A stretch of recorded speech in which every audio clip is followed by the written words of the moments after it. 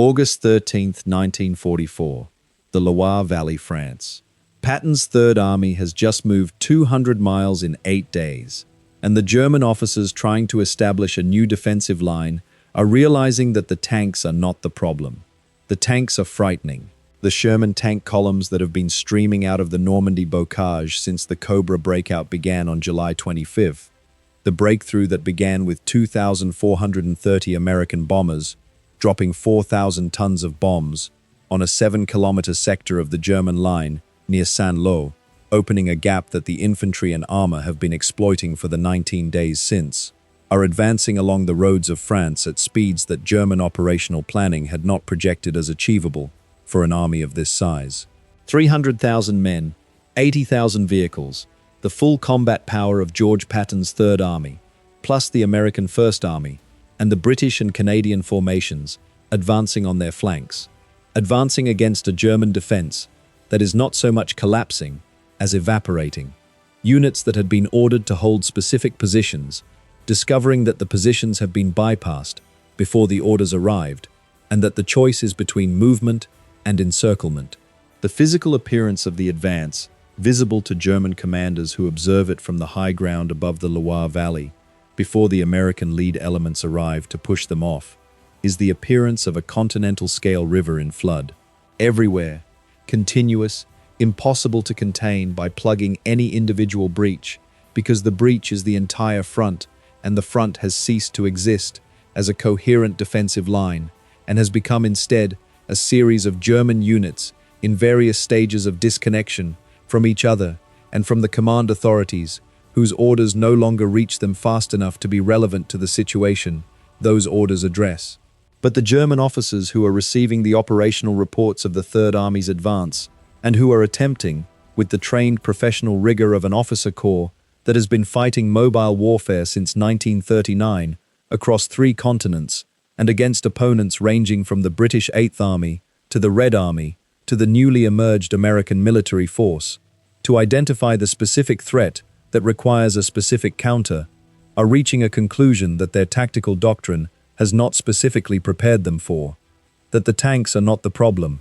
The 90-day pursuit that begins when the Cobra breakout opens on July 25 is unlike anything the German staff has managed against in the European theater, unlike France 1940, because then the Germans were the ones advancing, unlike the Eastern Front's vast mobile engagements, because the Eastern Front's logistical constraints have always been the factor that ended German advances, and that German planning has been managing around for 3 years. And unlike anything the North Africa campaign produced, because North Africa's distances and its single coastal supply corridor created a logistics situation whose constraints both sides shared more equally than the situation the Third Army is now producing in France. What makes August 1944 different from every previous campaign in which mechanized forces have pursued a broken opponent is that the force doing the pursuing appears to not be running out of fuel. This is the specific thing that German operational analysis identifies as the anomaly. And the anomaly is the thing that requires an explanation. The tanks can be stopped. A tank that runs out of fuel stops. A tank that outruns its ammunition supply is a steel pillbox. A tank that cannot be supported by the infantry and artillery, whose combined arms integration makes it effective in contested terrain, is a vehicle whose specific tactical advantages, armor, firepower, mobility, are vulnerable to the specific counters that German anti-tank doctrine has been developing since 1941. What the German officers examining the Third Army's August advance are concluding, in the reports they are filing with Army Group B and with OB West, and that eventually reach Field Marshal Walter Model's headquarters, at a level of operational urgency that the daily deterioration of the German position, 30 to 40 miles per day of lost ground, entire German divisions bypassed and encircled in the hedgerows they were supposed to be retreating through, the road network of France so thoroughly dominated by American traffic that the German retreat cannot use the same roads the American advance is using, makes increasingly acute, is that the limiting factor of the Third Army's advance is not its fighting capacity, but its supply capacity. And that supply capacity is demonstrating an ability to sustain an advance of this pace at this distance from its base, that German operational planning has never encountered in any previous military campaign, and has no adequate analytical framework for projecting. The German operational calculus that attempts to identify when the advance will stop, when Patton's army will have outrun its supply line, and be forced to pause in the way that German advances have always been forced to pause at the same point in the logistics equation, keeps producing timelines that the actual American advance is consistently falsifying. The advance should have stopped at the Loire. It did not stop at the Loire. The advance should have stopped at the Seine. It did not stop at the Seine. Each time the German operational analysis produces a projection of when the supply limit will impose a halt, the advance continues past that point, and the German analysis has to revise its projection, and the revision is producing in the German staff an increasingly uncomfortable recognition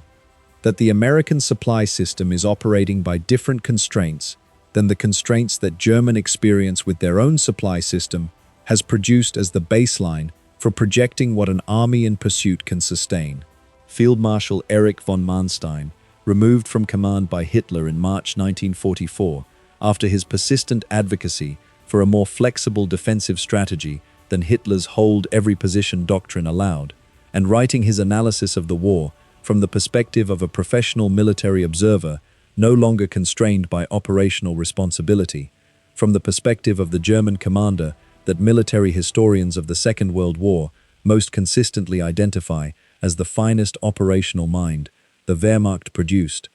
the architect of the Ardennes Plan of 1940 that defeated France in 6 weeks, the commander of the counter-offensive that recaptured Kharkov in 1943 and prevented the Eastern Front's German position from complete collapse after Stalingrad, addresses this assessment in the correspondence and the analytical notes that eventually inform his post-war memoir, Lost Victories, and that the Army Historical Division's interview sessions elicit in specific and professionally candid form. What German professional military analysis consistently identifies about Patton's Third Army, in the reports of Army Group B, in the operational assessments of OB West, in the personal correspondence of senior German commanders, and in the Army Historical Division's post-war interviews, is not the Sherman tank, or the tactical quality of the American divisions, or the aggressiveness of the American command that Manstein has identified in his analysis as individually impressive, but not uniquely threatening. The German army had seen aggressive commanders before. The German army had faced capable enemy divisions before. What it had not encountered, in the specific combination and at the specific operational scale that the Third Army demonstrates in August 1944, was an enemy whose logistical system sustained combat power at the rate the pursuit required. It is the logistical infrastructure that has been built to sustain the advance, and the specific organizational achievement that sustains an army of 300,000 men advancing 200 miles in 8 days in a way that German logistical doctrine has no precedent for and no counter to. To understand why German professional military analysis identifies Patton's supply chain as the decisive factor of the Third Army's campaign rather than its tanks, you have to understand what German operational planning had assumed about the limits of mechanized army logistics in extended pursuit operations. The German army's own pursuit experience, most relevantly in the 1940 campaign in France and in the opening phase of Barbarossa in 1941, had demonstrated that armored formations, advancing at speed, rapidly outpaced their logistical support, and that the practical operational limit of a sustained armored advance is set not by enemy resistance, but by the supply chain's ability to deliver fuel, ammunition, and food to formations whose distance from the supply bases is increasing with every mile of advance.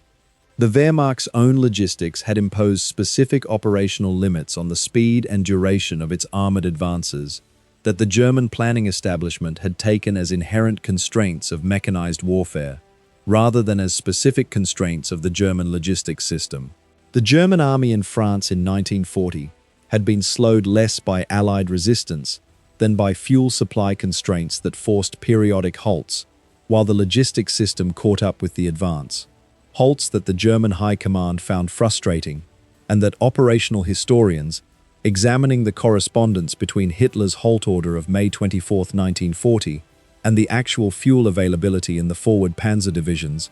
the German advance into the Soviet Union in the summer of 1941 had produced the same pattern at larger scale. Armored formations advancing at extraordinary speeds, outpacing their supply, halting for fuel while the infantry caught up, resuming, advancing again, until the accumulated logistical debt of the advance, the fuel consumed in the approach, the ammunition expended in the initial engagements, the wear on the mechanical systems that continuous high-speed operation produces, became the operative constraint that determined when and where the advance stopped, rather than any specific enemy action. This logistical limit was understood by German operational planners as the governing constraint of mobile warfare, as fundamental to the mathematics of mechanized advance as the fuel consumption rates of the vehicles themselves. What Patton's Third Army is demonstrating in August 1944 is that this constraint, at this pace, over this distance, does not apply to the same degree to the American logistical system as it has applied to the German one. Patton's Third Army in August 1944 is demonstrating that these constraints are not inherent in mechanized warfare. They are constraints of a specific logistical system operating at its limits. The American logistical system, the Red Ball Express, the forward fuel dumps, the air-delivered supply that bridges the gaps in ground distribution, the specific organizational achievement of keeping 300,000 men supplied at the rate that the advance requires,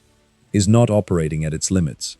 It is operating at the limits of what the advance itself imposes, and those limits are limits of terrain and of enemy resistance and of the specific operational conditions of the pursuit rather than of the supply system's capacity to keep pace. The Red Ball Express is the specific instrument that German logistical analysis finds most professionally remarkable when it examines the Third Army's supply operation in August 1944. The concept, a one-way express trucking circuit that operates 24 hours a day, 7 days a week, with dedicated routes painted with red balls at every intersection so drivers can navigate without maps in the dark, and in the dust and in the rain,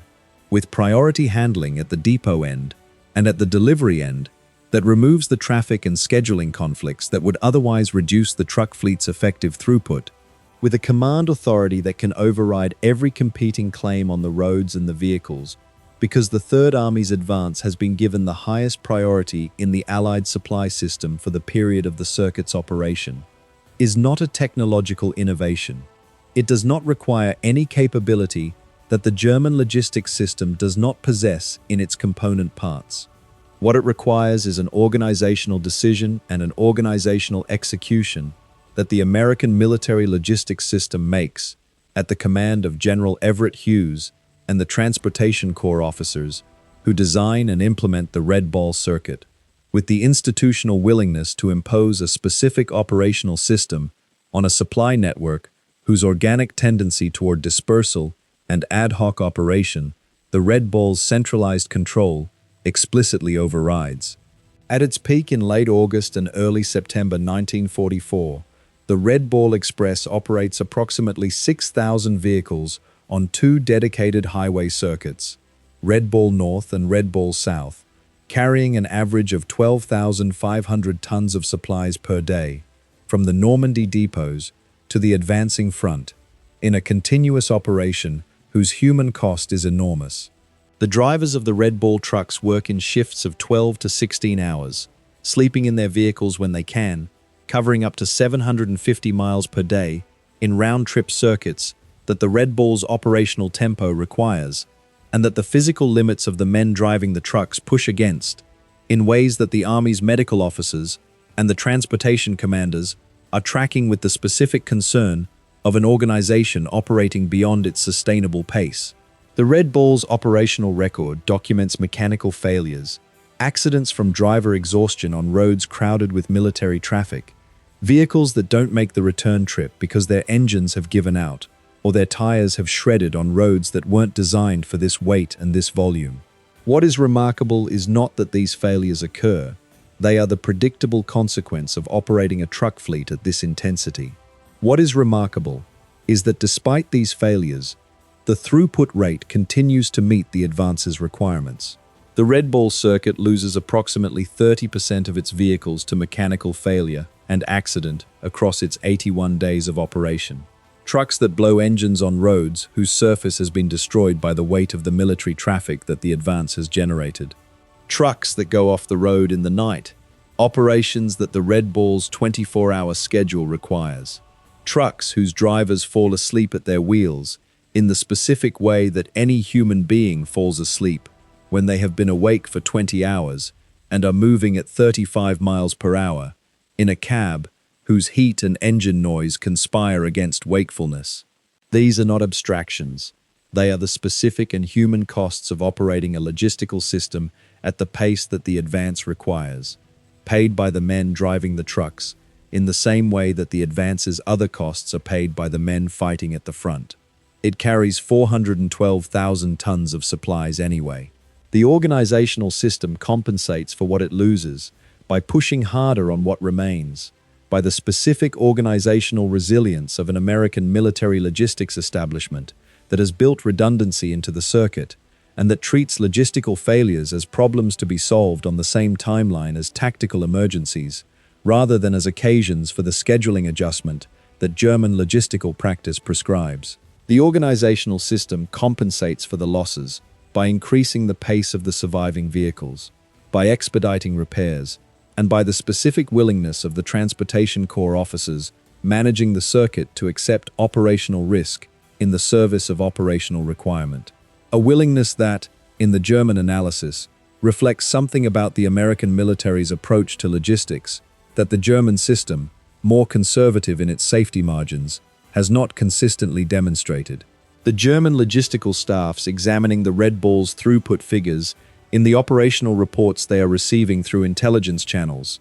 figures that the specific volume of truck movement on dedicated French highway routes makes visible to aerial observation, and that the German intelligence network is translating into supply capacity estimates, find the numbers professionally implausible. Not implausible in the sense that they cannot believe the trucks are running. The trucks are visible, the routes are observable. The tonnage is an inference from observable vehicle counts on observable routes. What is implausible, in the framework of German logistical doctrine and German logistical experience, is that an organization can sustain this volume of truck movement, on this schedule, at this operational pace, without the mechanical attrition and organizational friction that German supply operations at comparable intensity have consistently produced. The German operational conclusion, stated in several reports from Army Group B's logistics staff and from OB West's logistics directorate during August 1944, is that the American supply system is doing something that German supply systems of comparable size have not been able to do, maintaining throughput at the rate the advance requires without the supply delays that the German advance's comparable operations have consistently produced. The specific German response to this conclusion is significant. Rather than a technical countermeasure proposal, the reports propose operational strategies for creating situations in which the American supply system's throughput can be disrupted, by holding key road junctions, by forcing the advance into terrain where the Red Ball's circuit cannot operate, by the creation of defensive positions that require the American advance to reduce them by time-consuming siege rather than bypass. These are not counter-logistics solutions. They are tactical solutions to a logistical problem. And the fact that German analysis reaches for tactical solutions to what is a structural capability gap reflects the specific professional recognition that the structural gap cannot be addressed by any capability available to the German military. In August 1944. August 31st, 1944. The Moselle River, France. The near failure arrives. Patton's Third Army, which has been advancing at 50 to 60 miles per day across France, stops. Not because German resistance has stiffened enough to halt the advance, not because the tanks have encountered a defensive position that their firepower cannot overcome. The advance stops because Patton's tanks have run out of fuel. The Third Army's forward units are within striking distance of the Siegfried Line, the German defensive fortifications along the German border, and the German command, which has been watching the American advance with the professional alarm of officers who understand that if the Third Army crosses the Siegfried Line in its current state of disorganization and low morale, the line may not hold, is being given an operational pause that its defensive planning could not have produced by any tactical measure. The fuel has stopped coming. Eisenhower's logistical headquarters has made the decision to prioritize the supply of Montgomery's 21st Army Group for the Market Garden operation, diverting from the Red Ball circuits the trucks that have been carrying fuel to Patton's armor and the Third Army's forward divisions. Their fuel gauges on empty, their vehicles stopped on the roads of Lorraine in positions that the tactical situation says should be advancing, are waiting for a supply that does not come for 4 critical days.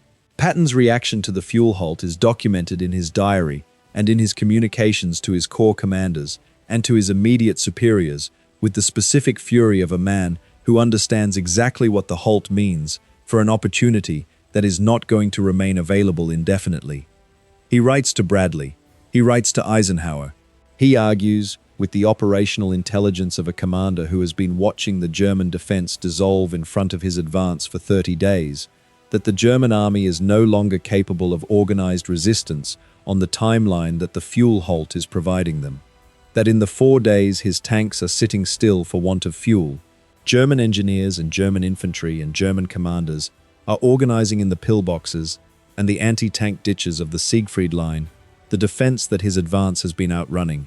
and that when his fuel arrives and his tanks move again, they will be moving into a reconstituted defense, rather than the pursuit of a broken one. The difference between those two operational situations is the difference between a crossing of the Siegfried Line in the autumn of 1944 that the German defense cannot contest, and a winter campaign that costs the Third Army months and thousands of casualties that the end of August fuel availability could have averted. Patton is right about this. The German commanders who received the 4-day interval and who organized the Siegfried Line defense in it are aware of the gift they have been given. German First Army's Operations Journal for the period August 31 through September 4 documents, with the specific professional relief of men who understand that the operational situation has shifted in their favor for reasons that have nothing to do with their own capability, the reconstitution of a defensive line that the preceding week's pursuit had made impossible. His argument is not wrong. German after-action assessments of the Moselle halt describe the 4 days as the interval in which the German First Army was able to establish, in positions that had been empty and undefended when Patton's tanks stopped, the coherent defensive line in the West Wall fortifications that the subsequent Third Army offensive, conducted with fuel that has arrived 3 days too late to penetrate the line before the defenders arrived, was unable to quickly penetrate. The battles that follow at the Moselle and along the Siegfried Line through September, October, and November 1944 cost the Third Army approximately 50,000 casualties in terrain and against opposition that the fuel availability of September 1 would have made unnecessary to contest. The 4 days of the fuel halt cost what the subsequent 3 months bought. The supply chain that German analysis identifies as the most dangerous element of the Third Army's threat, the organizational achievement that has sustained the 200-mile advance, has, in the single moment of its suspension, demonstrated in the most direct possible way the specific mechanism of the threat that it represents. When it works, the Third Army advances at a pace no defense can organize against. When it stops, the defense reconstitutes in the interval. The German operational experience of opposing the Third Army's supply chain, rather than merely its combat power, extends through the autumn of 1944 and into the Ardennes offensive of December, where the specific German operational planning for the Bulge includes a calculated expectation that the American supply system, which the German analysis has been studying with the professional respect of an opponent who understands what he is facing, can be exploited in the same way that the Moselle halt had demonstrated was possible, by creating conditions in which the supply chain is disrupted. The German Ardennes plan counts on the capture of American fuel dumps, specifically the enormous American depot at Liège, as an operational necessity, because the Panzer divisions executing the offensive do not have enough fuel to reach the Meuse without American fuel to replace what they consume in the advance. The German operational planning is, in this specific respect, a tribute to its own analysis of the American supply system. The plan requires American fuel to succeed because German planners understand that the American supply system has stored more fuel in the forward depots than the German system could have stored in comparable circumstances, and that capturing that fuel is the only way to sustain the German advance beyond the first days of the offensive. When the American defense at Bastogne and along the northern and southern shoulders of the penetration prevents the German forces from reaching the fuel dumps on the schedule the offensive plan requires, when the 101st Airborne's defense of Bastogne denies the road network that the German armor needs to reach the Meuse, when the American forces at St. Vith and along the Elsenborn Ridge hold the shoulders long enough to prevent the German exploitation that the plan requires, the Ardennes offensive stalls for exactly the reason the plan acknowledged as its critical vulnerability. Without American fuel, the German advance cannot be sustained. The panzer divisions that are within sight of the Meuse in the first days of the offensive stop for want of fuel that is sitting in American dumps behind the American defensive lines rather than in German vehicles at the front. The 2nd Panzer Division of the 5th Panzer Army, which reaches a position within 4 miles of the Meuse River near Dinant before being stopped, the farthest point of the German Ardennes advance on the northern axis, within sight of the river that the German plan requires to cross on day 4 of the offensive, and that the division's empty fuel tanks prevent from being reached on day 11, it stopped not by American counterattack, but by the empty fuel tanks in a position that Patton's counterattacking Third Army, moving north from its Lorraine positions, with a speed that the Army Historical Division will document as one of the most impressive tactical movements of the war,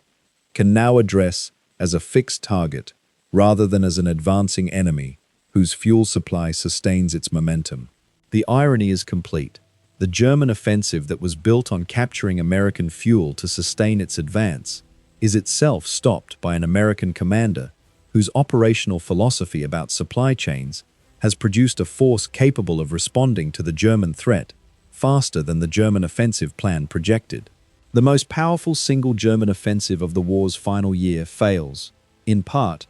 because its planning was built on the assumption that the American fuel supply system could be captured and exploited,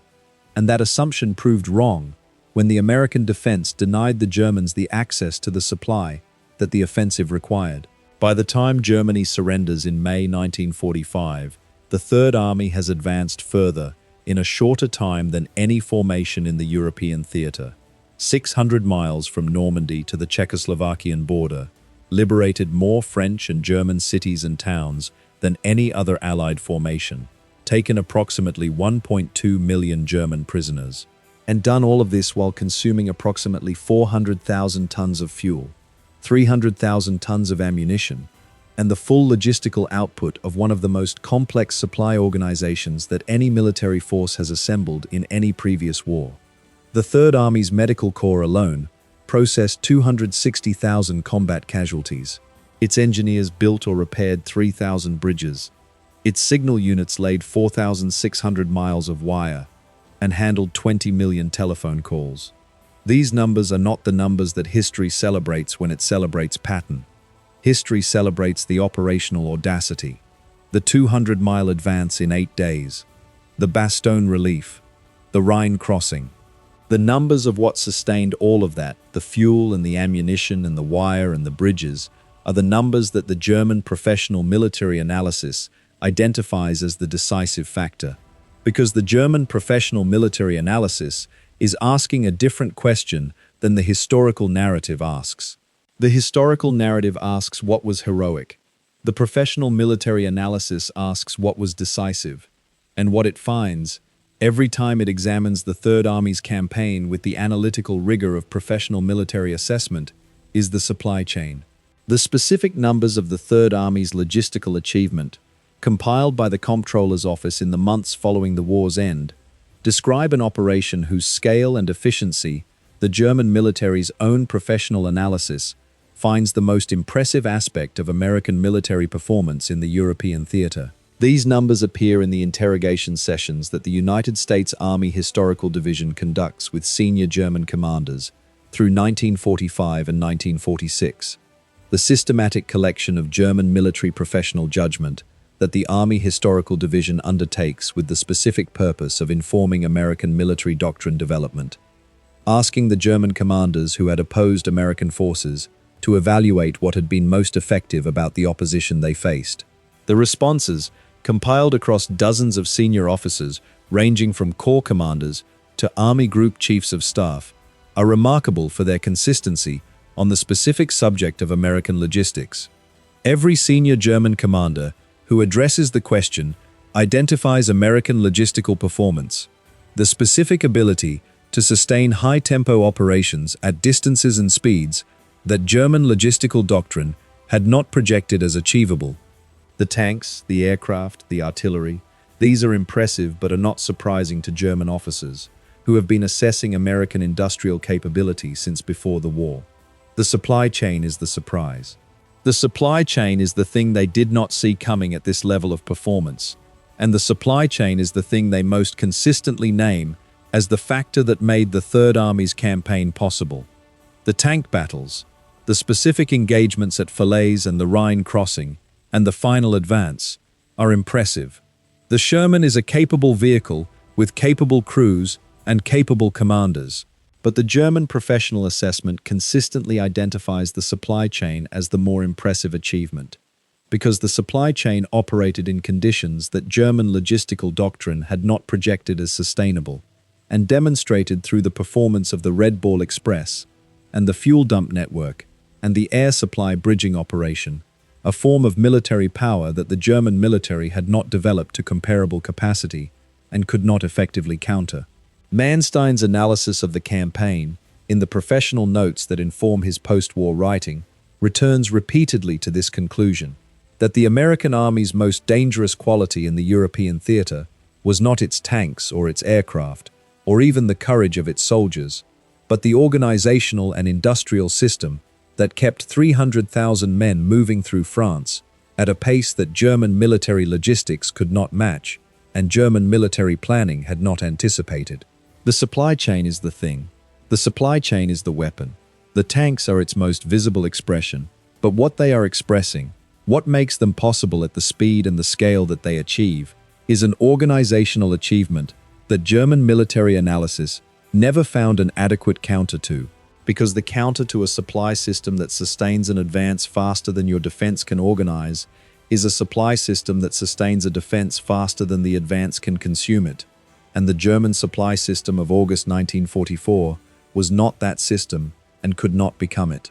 The war was decided by what was in the trucks, and by the trucks that were running at 2 in the morning on the Red Ball circuit, and by the transportation corps officers who kept the trucks running, and by the fuel dumps at Chartres and Orléans that were fuller than the German Ardennes plan had calculated they could be, by December 1944. And by the specific and professional clarity of a German professional military analysis that understood all of this in the autumn of 1944, and identified the supply chain as the decisive factor,